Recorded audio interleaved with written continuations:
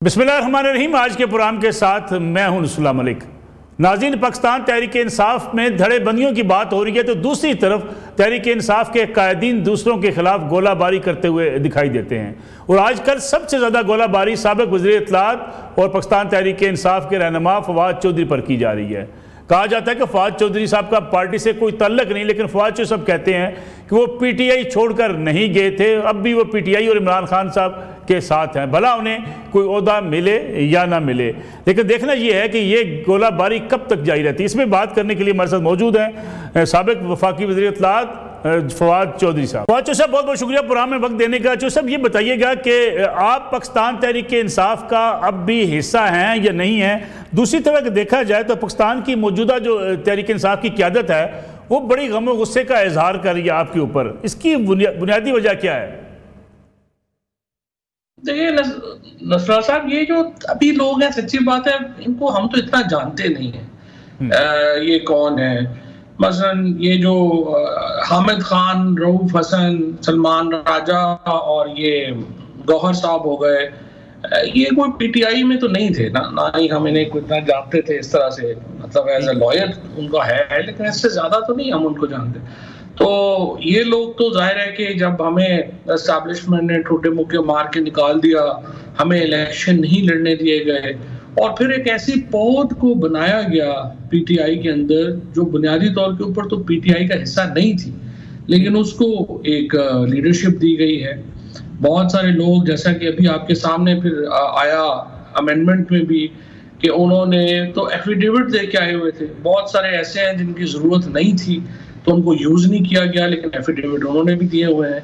और जाहिर है कि ये एक मसाइल है जिससे अभी पीटीआई नबरदाज़मा है, लेकिन इंशाल्लाह कोई नहीं, ये लोग जो हैं ये तो अहमियत नहीं रखते, अहमियत तो इमरान खान रखते हैं। और इमरान खान के लिए ये भी ज़रूरी नहीं है कि मैं कोई पीटीआई में हूँ या ना हूँ। इमरान खान का जीतना ज़रूरी है, इसलिए कि वो अगर नहीं जीते तो फिर इसका मतलब ये है कि पाकिस्तान में तो हमेशा फैसले फिर बंद कमरों में ही होंगे, अवाम को तो मौका ही नहीं मिलेगा। इसलिए हमने अपने तमाम जो अपनी जो पॉलिटिक्स है या जो सारा हमारे बेनिफिट्स मिल सकते थे, हम भी जाके हुक्मरान लीग का हिस्सा बन जाते, हम फॉर्म 45 पे जीत जाते जो मेरे हल्के की पोजीशन थी, और वजीर भी बन जाते। लेकिन देखिए फिर ये इस तरह से तो पाकिस्तान के अंदर कोई भी जो चांस है अवाम की हकमियत का वो मुकम्मल ख़त्म हो जाता। लिहाजा ज़रूरी है कि इमरान खान जीते। देखिए चौधरी साहब, अगर इमरान खान ने जीतना है, जिस तरह आपने जिक्र किया, ये सारे लोग जब मुश्किल आई तो ये तहरीक इंसाफ में जो है इंडक्ट किए गए। अगर ये इस्टेब्लिशमेंट के लोग हैं पाकिस्तान तहरीक इंसाफ में, तो फिर तहरीक इंसाफ कैसे जीत सकेगी? देखिए इस वक्त Tehreek Insaf as such exist नहीं करती है। इस वक्त तहरीक इंसाफ को इमरान खान ने इफेक्टिवली एक प्रेसिडेंशियल फॉर्म में चेंज कर दिया है, जहां पे इमरान खान है और अवाम है। दरमियान में तो आपने देखा कि सिर्फ एक हफ्ता जब इमरान खान इनकम्युनिकेडो हुए हैं तो यूं लगा कि पार्टी ही खत्म हो गई, तो वो तो एग्जिस्ट नहीं करती। किसी को पता ही नहीं होता कि वो डिसीजन ले सकते हैं या नहीं ले सकते। मसलन सिर्फ पिछले हफ्ते में आप देख लेना कि इन्होंने किस तरह से इन्होंने डिसीजन किया।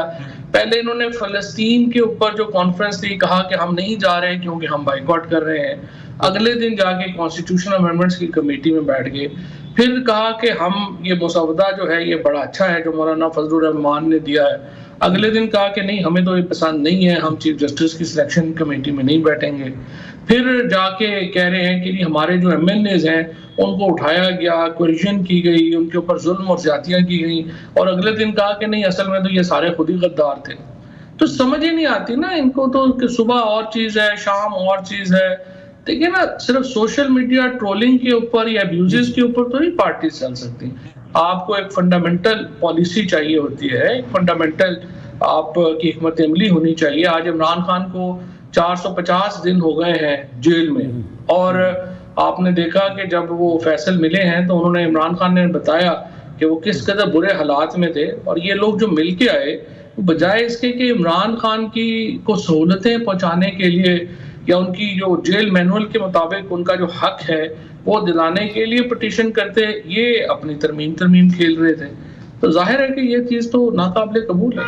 जो सब साबिक़ खातून मुल्क बुशरा बीबी रिहा हो चुकी हैं, वो कोई किरदार अदा कर सकती हैं इस वक्त पार्टी के अंदर? बिल्कुल बड़ा अहम किरदार अदा कर सकती हैं। बुशरा बीबी हो, अलीमा खान हो, देखें ना ये ब्लड रिलेशंस हैं, और मेरा अपना तजुर्बा भी यही है कि अल्टीमेटली तो फिर ब्लड रिलेशंस ही आपके साथ रहते हैं। मैं तकरीबन 6 महीने कैद रहा हूँ, और उससे पहले भी मैं 3 दफ़ा गिरफ्तार हुआ, तो सिर्फ अपने खड़े होते हैं फिर। और उस वक्त जो है ये इमरान खान को बाहर लाने का जो इंटरेस्ट है, जो बुशरा बीबी का होगा या अलीमा बीबी का होगा, वो जाहिर है कि ये जो अजनबी लोग हैं, देखिए आधों को तो इमरान खान जानते ही नहीं है कि कौन लोग हैं, और जो उनको जानते भी हैं उनको बड़ा फॉर्मली सा जानते हैं। तो इनका तो जाहिर है वो इंटरेस्ट नहीं है इमरान खान को बाहर लाने में। लेकिन क्या आपको लगता है बुशरा बीबी और अलीमा खान साहबा, ये दोनों कहा जाता है कि ग्रुप्स अलग हैं इनके, ये इकट्ठे होके किसी एक काज पे पाकिस्तान तहरीक इंसाफ के लिए, इमरान खान के लिए जद्दोजहद कर सकते हैं? देखिए ये हर फैमिली में छोटी मोटी चीजें चलती रहती हैं, लेकिन इमरान खान की जात के ऊपर तो उनका कोई इख्तलाफ नहीं है ना। इमरान खान की जात के ऊपर तो दोनों जो हैं वो जो लड़ सकेंगी, जिस हद तक लड़ सकेंगी, जिस हद तक जा सकेंगी वो जाएंगी। तो ये कहना कि इख्तलाफ है या नहीं इख्तलाफ, इसकी बहस ही नहीं है इस मामले में। वो तो इमरान खान के लिए तो दोनों जो हैं, वो एक उनकी बेगम है, एक बहन है, वो तो जिस हद तक जा सकेंगी वो जाएंगी। जो सब आपको याद होगा जब पाकिस्तान तहरीक इंसाफ के टिकट्स दिए जा रहे थे, उस वक्त भी ये कहा जा रहा था कि वकला को आगे लाएंगे, वकला खड़े होंगे, वकला इलेक्शन में मुआवनत करेंगे, फिर इमरान खान साहब अगर जेल में हैं तो उनकी रिहाई के लिए किरदार अदा करेंगे। इस वक्त नज़र ही आता है कि तहरीक इंसाफ की पूरी लीडरशिप वकला के पास है, उसके बावजूद इमरान खान साहब की रिहाई ना होना, वकला की नाकामी है, वजह क्या है? मैं तो खैर उस वक्त जेल में था और मुझे उसका ज्यादा इल्म नहीं है, लेकिन देखिए ये तो सोचना ही अहमकाना बात है ना। इमरान खान कोई अपने क्राइम्स की वजह से या मुकदमों की वजह से या जुर्मों की वजह से तो जेल में नहीं है ना, वो तो पाकिस्तान की पॉलिटिक्स की रियलिटी है, उसकी वजह से जेल में है। जब तक आपकी सुपीरियर पॉलिटिक्स नहीं होगी तो आप उन्हें जेल से अदालत के बल के ऊपर तो बाहर नहीं ला सकते। और सुपीरियर पॉलिटिक्स देखें हमें नजर ही नहीं आती। जब आप बात करें तो फिर आपको कह देते हैं कि जी आप तो गद्दार हैं, आप तो हैं नहीं। अब आप देखिए ना, मसलन 9 फरवरी को जब ये पार्टी ने फैसला किया, इलेक्शन रिजल्ट्स बदले जा रहे थे, जब सारे MNAs और MPAs ने अपने रिजल्ट्स के लिए खुद लड़ना था, उस वक्त आप नहीं लड़े और आपने जो कहा कि नहीं हम पार्लियामेंट में रोल अदा करेंगे। उस वक्त अगर ये लड़ते तो लियाकत चट्ठा जो है उसका एक इस्तीफा ना आता, यहाँ लाइनें लग जाती है इस्तीफों की। आप नहीं लड़े। उसके बाद जब अलायंस बनाना था मौलाना फजलुर रहमान से, GDA से, इनका कोई वाकफ ही नहीं था। खुद मुझे अपना मौलाना फजलुर रहमान ने कहा कि मैं इनमें से बात किससे करूं, मैं तो जानते ही नहीं इनमें से किसी। तो जाहिर है कि ये जो मामलात हैं ये तो हैं सामने। आप इमरान खान साहब के रिहाई के या जेल से बाहर आने के इम्कानात आपको कब तक नजर आते हैं? देखिए जी सीधी बात है, इमरान खान के बाहर आने का मतलब है ये हुकूमत का पैकअप। जब आप तगड़े हो जाएंगे इस हुकूमत से तो फिर ही इमरान खान बाहर आ सकते हैं। अगर आप ये समझें कि हुकूमत जब देखें ना, अब तो जो भरम है PTI का वो भी गंवा दिया इन्होंने अपनी अमकाना बातों से। सुबह कॉल दे देंगे कि जी फलानी जगह आ जाएं, शाम को कहेंगे नहीं फलानी जगह छोड़ दें, फलानी जगह आ जाएं। इतने लोग 80% पाकिस्तान इस वक्त इमरान खान के साथ खड़ा है, पूरा KP जो है वो इमरान खान के साथ खड़ा है, और सिर्फ लीडरशिप की बचगाना हरकतों से आप कोई मौसर एहतजाज जो है वो नहीं कर पाए। और जाहिर है कि इमरान खान ने ये लोग चूज किए हैं, ये नहीं कह रहा मैं कि ये इसमें जो है वो सिर्फ ये उन लोगों का है, लेकिन इनकी कैपेसिटी नहीं है, ये नहीं कर सकेंगे। एंड माई फियर इज कि अगर इमरान खान ने अपनी पॉलिसी चेंज ना की और हमने पॉलिटिकल लोगों को आगे ना लेके आए तो ये जो हमारे मिजरी के दिन है PTI के और इमरान खान के, ये लंबे भी होंगे। जो सब अभी एक बार फिर सियासी कमेटी ने एहतजाज की कॉल दे दी है। दूसरी तरफ अली मीन गंडापुर साहब हैं, उनकी तरफ से भी बाज़ औक़ात ये फैसले किए जाते हैं कि मैं रिहा करवा लूँगा, इस्लामाबाद घेराव करेंगे, लेकिन कहीं ना कहीं वो भी कंप्रोमाइज़ नज़र आते हैं। उनकी सियासत पे आप क्या कहेंगे?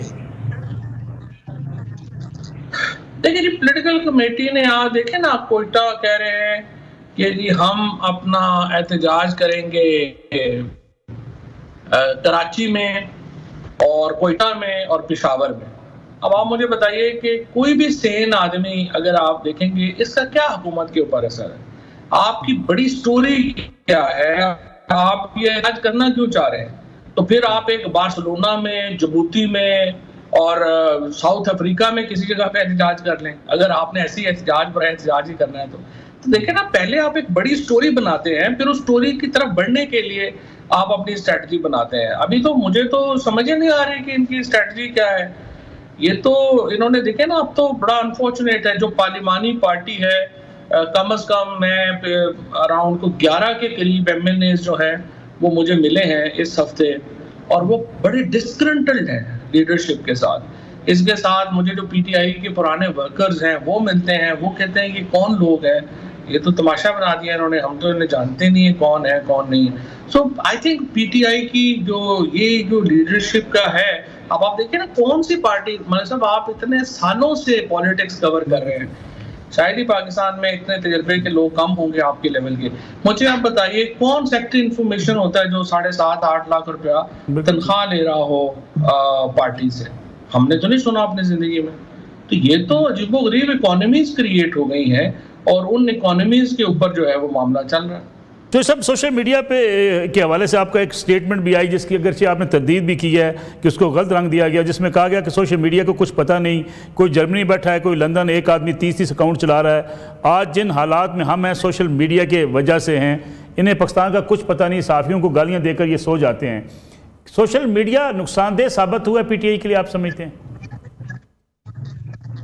नहीं, ये बात नहीं है। आपको याद होगा जब 2018 में मैंने ही एज इंफॉर्मेशन मिनिस्टर सबसे पहले ये बात कही थी कि मुस्तकबिल जो है वो सोशल मीडिया का है और इंटरनेट बेस्ड जर्नलिज्म का है, और जो आप ये जो हालात अब हमारे सामने हैं रूटीन के, ये बदल जाएंगे। और उसके बाद आपको याद है कि मीडिया में तो मेरे खिलाफ बड़ी बातें हुई थी। ये तो देखिए, सोशल मीडिया की इंपॉर्टेंस और अहमियत से तो कोई इनकार नहीं कर सकता, लेकिन हर चीज बैलेंस है ना।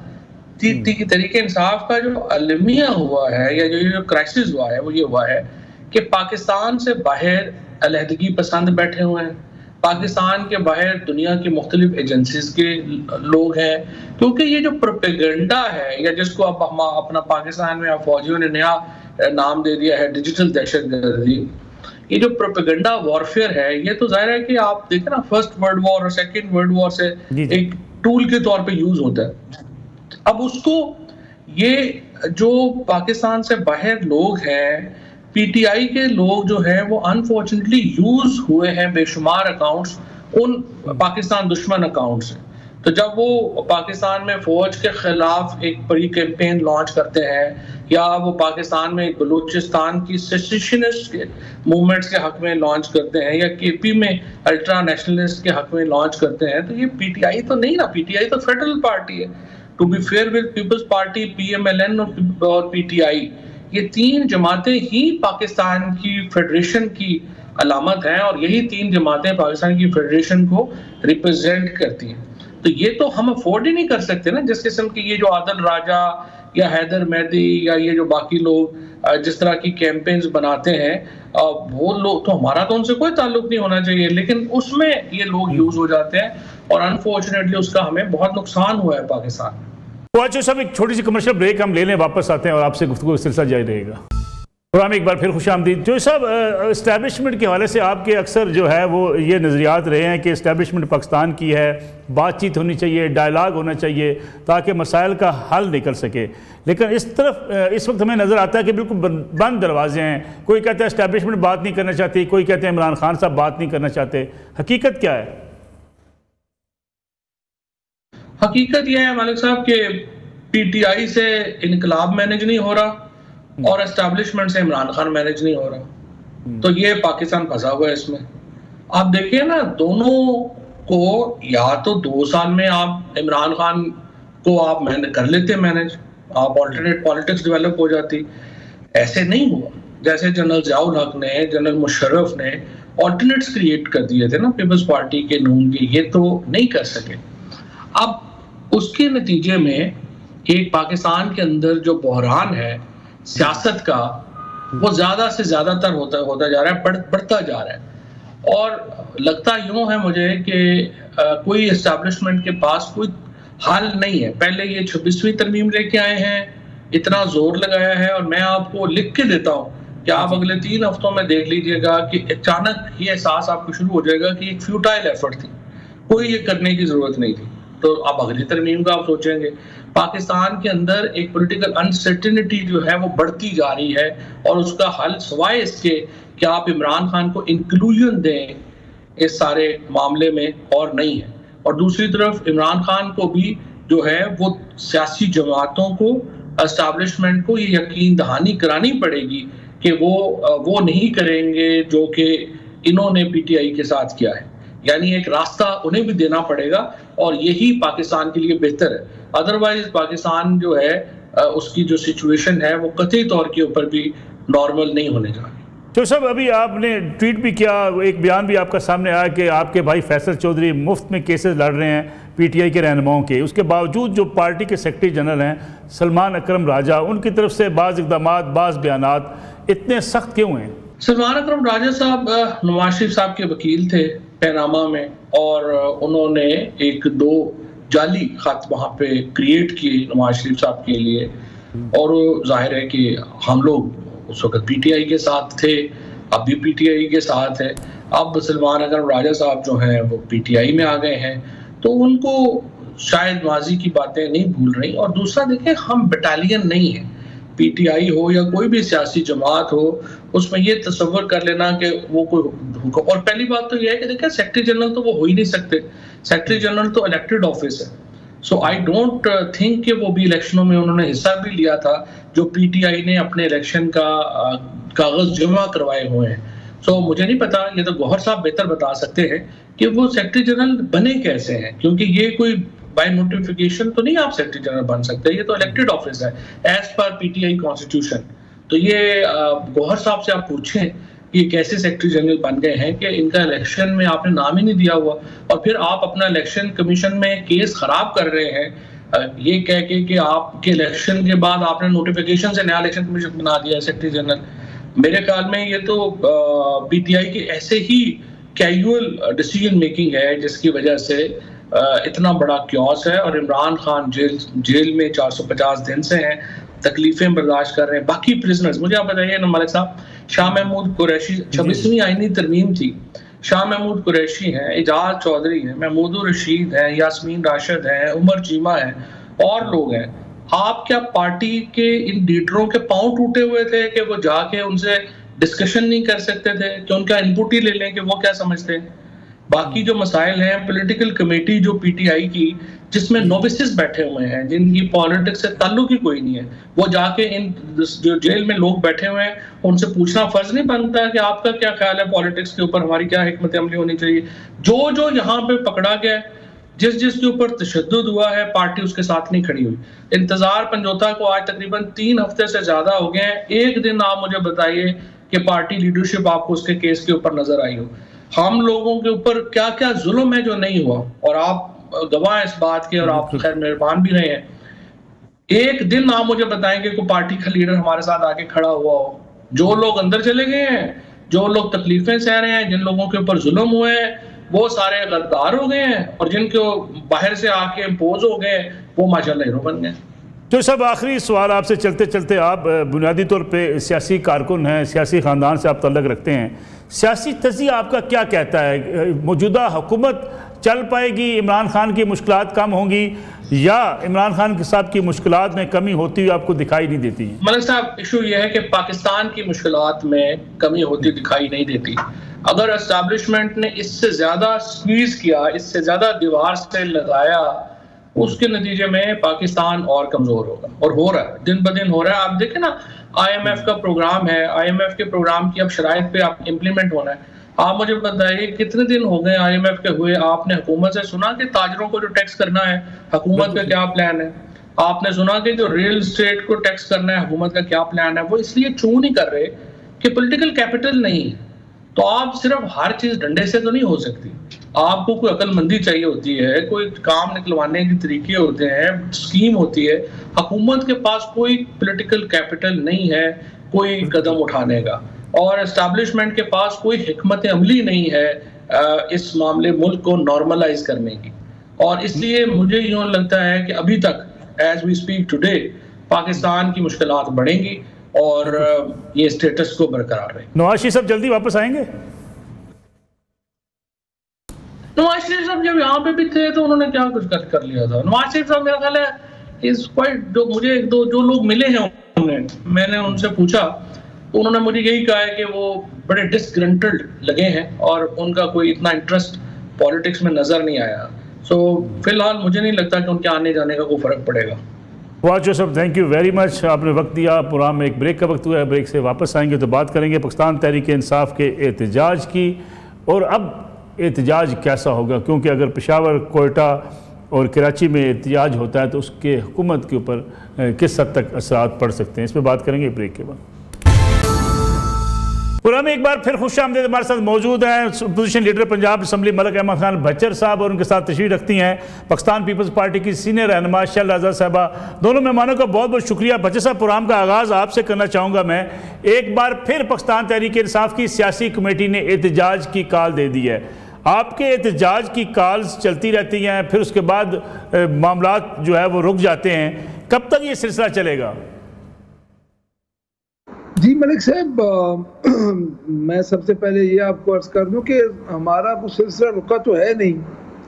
अब लास्ट टाइम जो हमारे एहतजाज हुआ वक्तन फक्तन, देखें मैं एक आपको अर्ज कर दूं कि पाकिस्तान तहरीक इंसाफ ऐसी जमात है जिसने बड़ा लंबे अरसे से एहतजाज में है। तो ये ज़रूर होता है कि कभी एहतजाज को 10 दिन आगे हो जाता है, कोई दरमियान में गैप आता है। वो गैप इसलिए आता है कि फस्तायत और जुल्म इस लेवल का ये हो रहा है हमारे ऊपर कि उसमें हमारे वर्कर्स पकड़े जाते हैं, हज़ारों पर्चे हो जाते हैं। अब भी सिर्फ इस्लामाबाद में जो हमारे डी चौक पे जिस दिन हमारा एहतजाज था तो तकरीबन 3700 हमारा वर्कर्स पकड़ा है जी। लियाकत बाग का उसके अलावा है जी। तो मैं ये समझता हूँ कि एहतजाज हमारा ख़त्म नहीं हुआ, हमारा फिर एक प्लानिंग बनती है, डेफिनेटली रीशेड्यूल होती है हर चीज़। तो उसमें दोबारा हम जलसों में जा रहे हैं जी।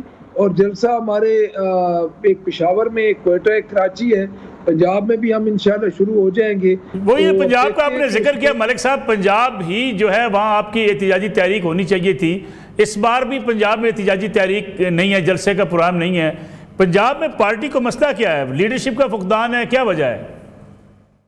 नहीं मलिक साहब, आप लियाकत बाग देख लें। लियाकत बाग हमारा बहुत बड़ा एक एहतजाज हुआ, उसके बाद लाहौर का जलसा आपके सामने है, संजानी का जलसा आपके सामने। एक्चुअली मैं आपको अर्ज करूं कि हो क्या रहा है पंजाब में। पंजाब में देखें, मैं ये समझता हूं कि इतनी KPK में हमारी हुकूमत है, सिंध में पाकिस्तान पीपल्स पार्टी की हुकूमत है, और बलूचिस्तान में भी आप समझ लें कि एक मखलूत टाइप इस हुकूमत को हम समझ सकते हैं किसी पार्टी की, वो नुमाइंदा किसी सिंगल पार्टी की हुकूमत नहीं है। तो यहाँ पे तो कुछ ये होता है कि कुछ नॉर्म्स का ये कर लेते हैं कि चलो एक सियासी जमात एक जलसा कर रही है। पंजाब में वो चीज़ है नहीं। पंजाब में तो फस्तायत अरूज पे है।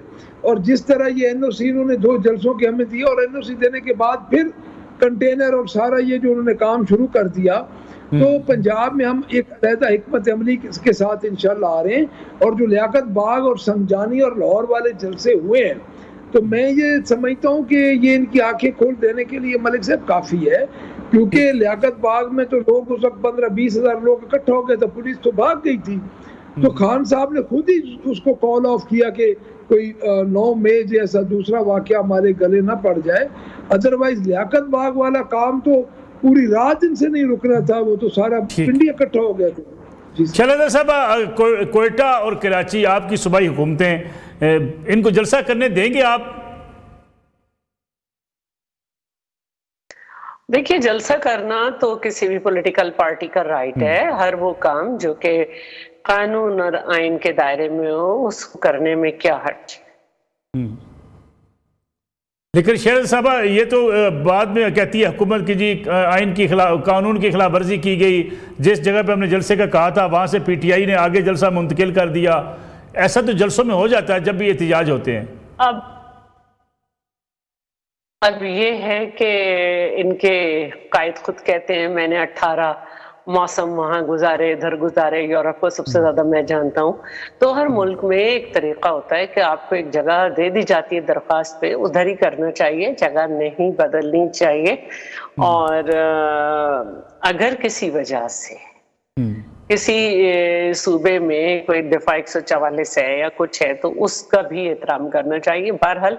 और अभी आपने देखा था दफा 144 थी कराची में, और एक ऐसा वाक़या पे बहुत ज्यादा क्या कहते हैं हुकूमत ने खुद साथ दिया। डॉक्टर शाहनवाज जो थे, उनके कत्ल का मामला, उनके घर वालों की मर्जी से FIR हुई। एक सानिया था कह सकते हैं, बहुत बुरा, लेकिन उसके बावजूद भी दफा 144 के वक्त जब रैली निकली तो रेड जोन में आई, तो फिर वो कानून हरकत में आ गया। वो किसी पॉलिटिकल पार्टी की तो थी नहीं, लेकिन उसको करना पड़ा। तो ये एक है सूरत हाल के हम सबको जो है वो ख्याल रखना चाहिए, कोई भी पार्टी हो। ये दफा 144 लग सकती है, आप ये कहना चाह रही हैं कि दफा 144 का अगर निफाज हो गया तो फिर आप जलसा नहीं करने देंगे? नहीं, ऐसी बात नहीं है।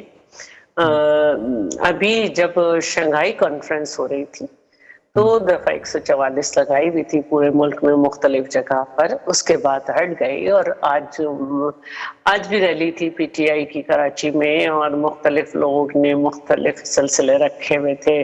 कश्मीर के लिए, कश्मीर से यकजहती का दिन था, उसके भी पूरे मुल्क में रैलियां थी, हर जगह थी, कोई जगह ऐसी नहीं थी कि ना हो।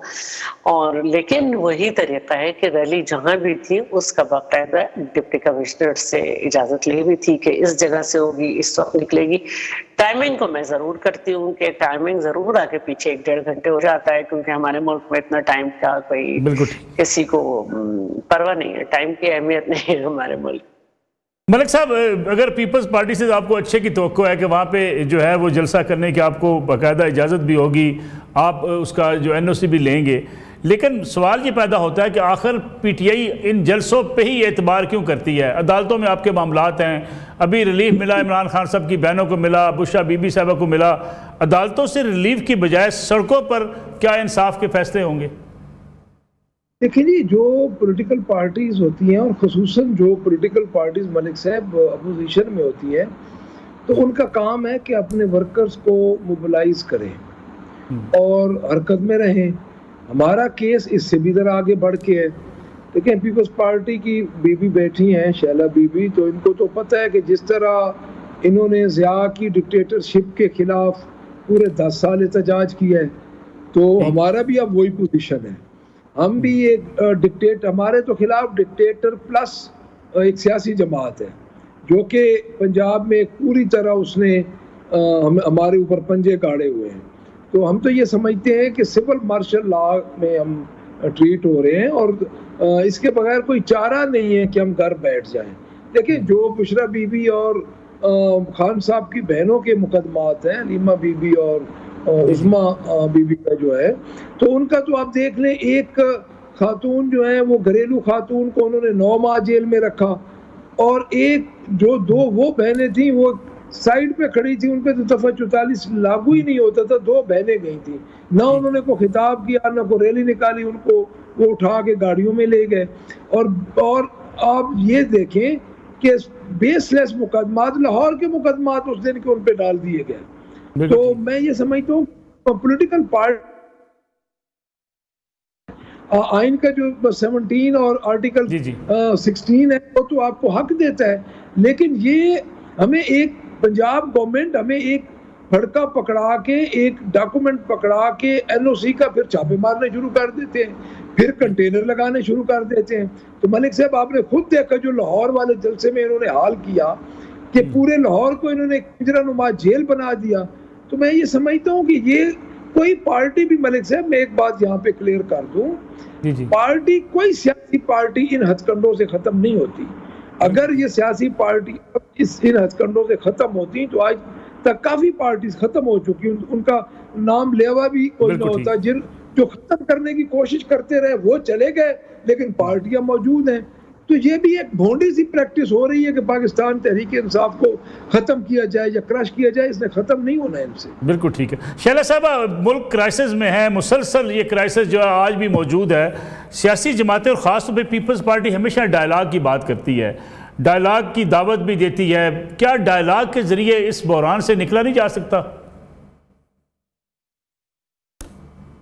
आप बिल्कुल सही कह रहे हैं। बहुत कोशिश करके हम ये कह सकते हैं कि इस वक्त इकॉनमी हमारी कुछ बेहतरी की तरफ गई है और बड़ी अच्छी कोशिशें हुकूमत ने की हैं, जिसको बारहा हम सराहा भी रहे हैं। और स्टॉक एक्सचेंज भी माशाल्लाह अच्छे अपने रिकॉर्ड तोड़ रही है। लेकिन जो बात है वो यही है कि अभी तक तो जो हमारी इकॉनमी है उसमें हम सिर्फ कंट्रोल कर सके महंगाई, अभी हम उसका ट्रिकल डाउन इफेक्ट बिल्कुल भी नहीं है।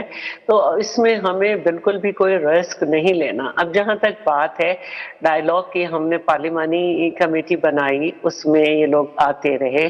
फिर जो है 26वीं आईनी तरमीम के लिए हमने मौलाना साहब से जब बात की तो उन्होंने कहा कि पीटीआई को भी हम शामिल हाल करेंगे। मौलाना के साथ भी इंगेज रही पीटीआई और पार्लिमानी कमेटी में भी आती रही। इनकी 4 अमेंडमेंट्स में से 2 मानी भी गई और फिर अचानक वही हुआ जो पहले होता था। जैसे पहले डायलॉग हुए थे और शाह महमूद कुरैशी और दूसरे लोगों ने कहा था कि हम 80% से ज्यादा अपने अहदाफ हासिल कर चुके हैं, लेकिन बानी पीटीआई ने उन्हें सबूटैच कर दिया था। इसमें भी यही हुआ कि कहा कि जी हमने बात करनी है, हमने बात करनी है। फिर वहां से आए और फिर एक दिन इजाफी हमने इंतजार किया कि ठीक है ये जेल में मिल ले, और लेकिन जब वहां से आए तो हाथ खड़े हो चुके थे। इन्होंने कहा हम नहीं सपोर्ट करेंगे। और वो आईनी तरमीम जिसमें इनकी अमेंडमेंट भी आई, जिनमें इन्होंने अपना पूरा हिस्सा डाला, उस पर इन्होंने सपोर्ट नहीं किया।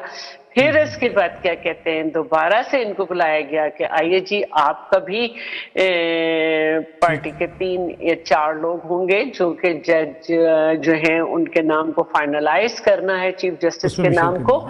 तो इनकी पार्टी में भी यही हुआ कि कोई उसी वक्त बाहर एक पॉलिटिकल पार्टी की कमेटी बन गई जिसको सलमान अकरम राजा लीड कर रहे हैं, और उन्होंने बैरिस्टर गौहर वगैरह को रोक दिया। और यही वजह है कि इस वक्त इंतहाई धड़ेबंदी है पार्टी में। खवातीन भी सोशल मीडिया पे लड़ रही हैं और मर्द भी जो है। तो बात तो है ये कि डायलॉग किससे करें, एक फर्द वाहिद जो है वो आके सबकी कोशिशों को जीरो कर देता है। मलिक साहब 30 सेकंड बचे मेरे पास, अगर आप फाइनली एक कमेंट कर दें। जो शैला बीबी ने कहा कि डायलॉग करें तो करें किससे, क्योंकि आप हर चीज़ में फिर बैकआउट कर जाते हैं। देखिए जी बात यह है कि जो आईनी तरमीम होती है ना जी, अब 73 में एक पाकिस्तान को दस्तूर मिला, उस पर तमाम पार्टीज का कंसेंसस था। बुनियादी 2 असूल होते हैं, या उस पार्टी के पास 3rd मेजॉरिटी हो और या उस पार्टी को के पास ये ताकत हो कि पूरी पार्टीज का कंसेंसस हो। हमारा कंसेंसस इसलिए नहीं हो सका, हमारे बंदे तोड़ दिए इन्होंने, हमारे बंदे अगवा हुए, हमारे बंदों को उन्होंने तोड़ के। और जिस तरह कारपोरेशन का इलेक्शन होता है मलिक साहब, इस तरह तो ये बिहेव किया गया। तो मेरे ख्याल में इसमें कोई डायलॉग का हमें फायदा नहीं नजर आ रहा था। तो हमने यही सोचा कि इससे लहजा ही हम हो जाए तो ज्यादा समझती हूँ कि आपके बंदे अगवा नहीं हुए थे, वरना आप उन्हें आप शो कॉज न देते। अगर वो अगवा हुए होते तो आप उन्हें शो कॉज न देते, उनसे हमदर्दी करते। और जिन्होंने हमें वोट दिया वो आजाद अरकान थे। चलो साहब, मलिक अहमद खान, बच्चर साहब, आप दोनों मेहमानों का बहुत शुक्रिया। नाज़रीन, आज का प्रोग्राम था। अगले जुम्मे रात 10:02 पर आपकी खिदमत में दोबारा हाजिर होंगे। इजाज़त दीजिए, अल्लाह हाफ़िज़।